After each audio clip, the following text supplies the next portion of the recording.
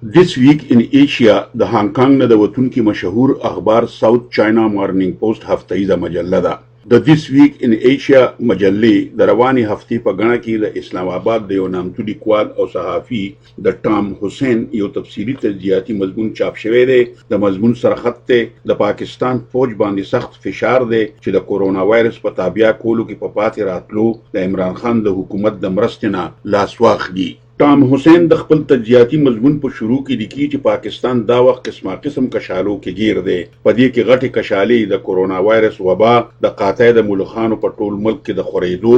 د ګرانۍ او د خوراک سکاک د کمی کشالې دي. د عمران خان مخالفین وایي چې د عمران خان حکومت اوس د هغه د راوستونکو د پاره یو لوی بوج جوړ شوی دی، خو په دې باندې فوج د عمران خان د حکومت په پاکستانی قوم باندې د تپلو د تور نه ځان نشي صفا کولی. پاکستان په دنیا کې د کورونا وایرس د لاسه د بدترینو د پلې شوو ملکونو ځینې یو دی، خو پاکستان دې حالت ته تیره میاشت د عمران خان د حکومت لخوا د هر قسمه بند زیست روزګار د بیا پرانستو د فیصلې له وجې رسیدلی دی. د روانې میاشتې په سر کې پاکستان کې د کورونا وایرس د رنځورانو شمیر 1 لک ته رسیدلی دی او خیال دی چې ډیر زر به 3 لکو ته ورسي، بلکې د جولای تر اخره یا د اګست په شروع کې د کورونا د رنځورانو د شمیر 10 لکو ته د رسیدو ویره ده. دا خبره د کورونا وایرس په حق د حکومت او د فوج د شریکي کمیټې مشر د منصوبه بندۍ وفاقي وزیر اسد عمر د اتوار په ورځ خپل یو بیان کې کړی ده. مضمون لیکي چې دا وخت د پاکستان په شلو لوی ښارونو کې د کورونا وایرس وبا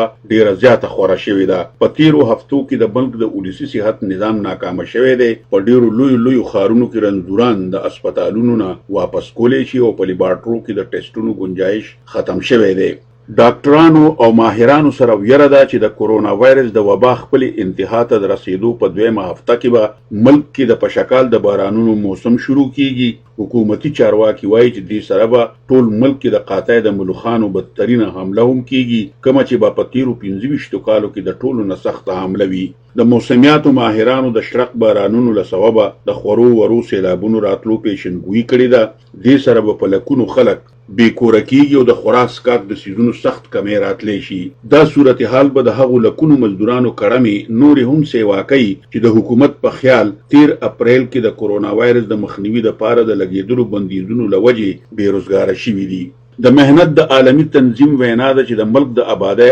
80% خلک عامه مزدوري کوي، په دوی کې د زرعي مد مزدوران شامل نه دي. ټام حسین خپل مضمون کې نور لیکي چې د فوج په زور عمران خان 2 کاله وړاندې په اقتدار کې راغلو، خو د خزانې د وزارت تازه ریپورت کې ویلي شوي دي چې د پاکستان مجموعي ملکی آمدن په کال 2019 کې 15.8% وو، هر کله چې اوس دا 0.38 ته راغورځېدلی دی او د ګڼو اقتصادي امدادي اقداماتو باوجود اقتصاد کې په خپلو خپو د ودرېدو زور نشته. عالمی بینک خپل یو تازه ریپورت کې لیکلی دی چې پاکستان او د سویلي ایشیا د نورو ملکونو کل آبادی 1 ارب شپږ او یا کروڑ جوړیږي او د دې آبادۍ دریو کې 2 برخې خلک به د کورونا وایرس د عالمي وبا له سببه د غربت او نیستۍ کندې ته دیکه کیږي.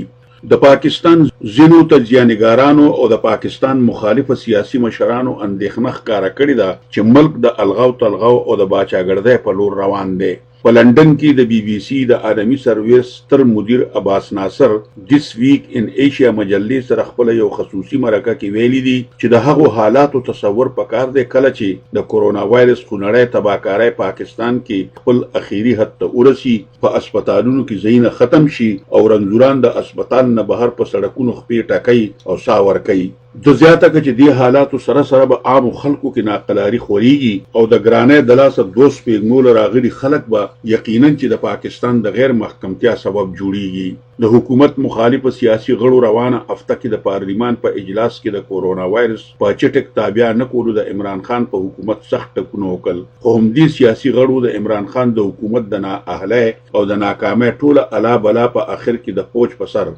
وروتپله. د پاکستان پیپلز پارټۍ چیرمن په دغه موقع خپل تقریر کې وویل چې زما پارټۍ خو د وخت د سره خبرداري ورکړي وو چې د بړیسو د حکومت په قام د تپلو به څه ښې نتیجې نه رابرسېره کیږي. بلاول بټو وویل دا وخت د وفاق سالمتیا سخته په خطر کې ده. د بلوچستان پخوانی وزیر اعلی اختر مینګل په 13 چهارشنبه عمران خان سره د خپل پارټۍ اتحاد ختم کړی دی. اختر مینګل بیان ورکړی دی چې په ظاهره خو حکومت د عمران خان په نوم قائم دی او عمران خان سره د فیصلو